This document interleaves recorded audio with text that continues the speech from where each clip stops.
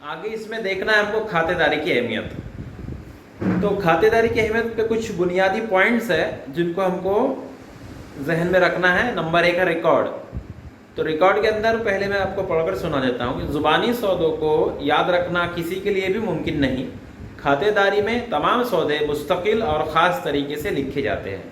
तो इसका मतलब क्या हुआ कि अगर किसी भी ताजिर ये सोच रहा है कि सुबह से शाम तक सौदे जो हो रहे हैं या फिर जितने भी असासे हम साल भर में ख़रीद रहे हैं उसको ज़ुबानी याद रखेंगे, तो ये मुमकिन नहीं है, क्योंकि ये हमारा दिमाग कोई कंप्यूटर के जैसा नहीं है कि एक बार कोई चीज़ आ गई उसमें तो हमेशा याद रहेगी, और उसका कोई सबूत भी नहीं रहता है ना। तो रिकॉर्ड रखना इसलिए ज़रूरी है कि मुस्तकबिल में जब भी काम में आएगा तो इसका हम सहारा ले सकते हैं, क्योंकि ये एक बार लिखे गए तो ये हमेशा परमानेंटली लिखे हुए रहते हैं। इसीलिए वहाँ लिखा हुआ है मुस्तकिल, और ख़ास तरीके भी लिखे जाते हैं जिसको डेबिट और क्रेडिट बोला जाता है। आगे उसका रेफरेंस आएगा।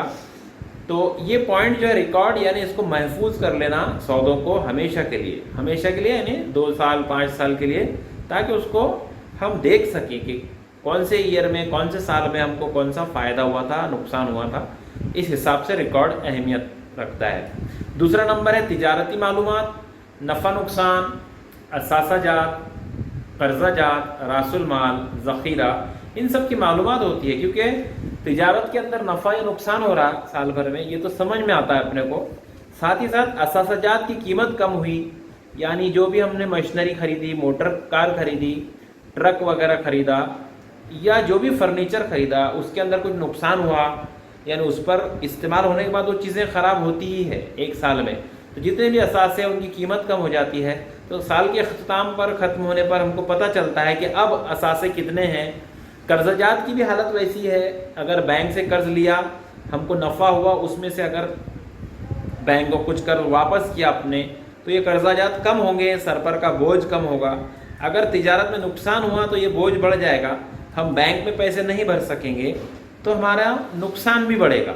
उसी तरह से रासुल माल, यानी जहाँ पर हम फ़ायदा हासिल करने के लिए कुछ पैसा लगाते हैं तिजारत से हटकर, उसको रासुल माल बोलते हैं। यानी कंपनी के नाम पर कहीं प्लॉट ले लिया, कंपनी के नाम पर सरकारी बॉन्ड खरीद लिए, या किसी दूसरी कंपनी को कुछ उधार दिया ताकि उसको उसके ज़रिए से हमको फ़ायदा मिले, ये सब रासुल माल कहलाता है। और ज़ख़ीरा, जो कि कंपनी कच्चा माल ख़रीद कर जो माल तैयार करती है ताकि उसको मार्केट में बेच सके, ये ज़ख़ीरा कच्चे माल का भी ज़ख़ीरा हो सकता है या तैयार किया हुआ माल का भी ज़ख़ीरा हो सकता है। तो ये कितना हमारे साल भर में हमारे पास आया, कितना बाज़ार में बिका, कितना बाकी है, ये सब तिजारती मालूमात इस नुक्ते के अंदर आ जाती है। तीसरा है फ़ैसला करना।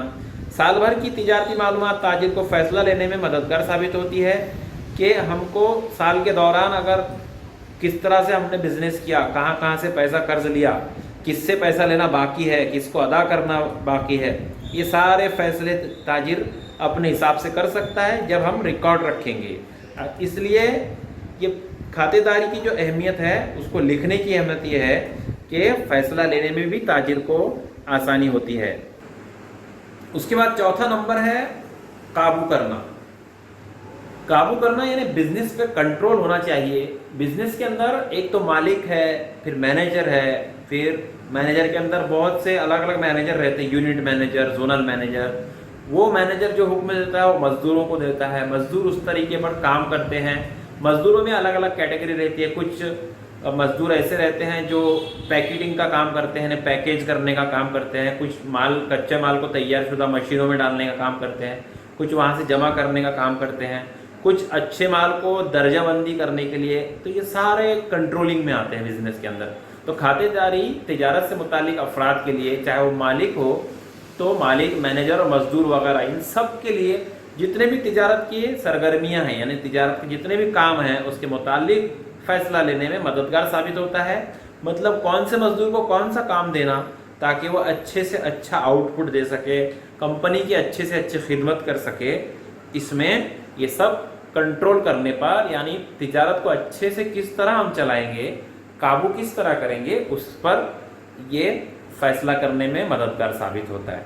नंबर 5 है सबूत। मैंने आपको पहले भी अर्ज किया कि तिजारत को, जो तिजारती हिसाब किताब है ताजिर के लिए, किसी बिजनेसमैन के लिए, वो तिजारती हिसाब किताब को कोर्ट में सबूत के तौर पर पेश किया जा सकता है अगर शुरा में ना इत्तेफाकी होती है, यानी आपस में कोई झगड़ा किसी बात पर हो गया, अगर किसी ने बोला कि ये मुझको नुकसान हो गया या किसी मेरे साथ के काम करने वाले ने उसने धोखा दिया, तो मालिकान में आपस में कोई ना इत्तेफाकी हुई तो उनको इन ट्रांजैक्शन को कि किस तरह सौदेबाजी हुई ये खातेदारी मदद करती है, क्योंकि ये सब लिखा हुआ रहता है साल भर और हर साल लिखकर कई सालों तक के इसको महफूज किया जा सकता है। कंपनी कितनी भी पुरानी रहेगी तो पहले दिन से लेकर तो 50 साल भी पुरानी कंपनी हो गई तो सारे रिकॉर्ड्स उसके महफूज रखे जा सकते हैं।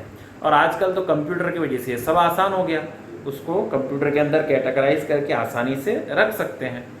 तो बतौर सबूत ये पेश किया जा सकता है देखो कंपनी ने इस साल में इतना मुनाफा कमाई थी, इतना नुकसान कमाई थी, तो उसके हिसाब से जो कुछ इसकी तिजारत के काम हैं उनका सबूत पेश हो सकता है अदालत में अगर ज़रूरत पड़ी तो। ठीक है। नंबर है 6 एंड लास्ट, जो टैक्स की अदायगी है, इनकम टैक्स हो, प्रॉपर्टी टैक्स हो, जिसको हम जायदाद का टैक्स बोल रहे हैं, अशिया और खिदमात का टैक्स हो जिसको जीएसटी बोलते हैं, गुड्स एंड सर्विसेज टैक्स वगैरह की मालूमात खातेदारी से ही होती है।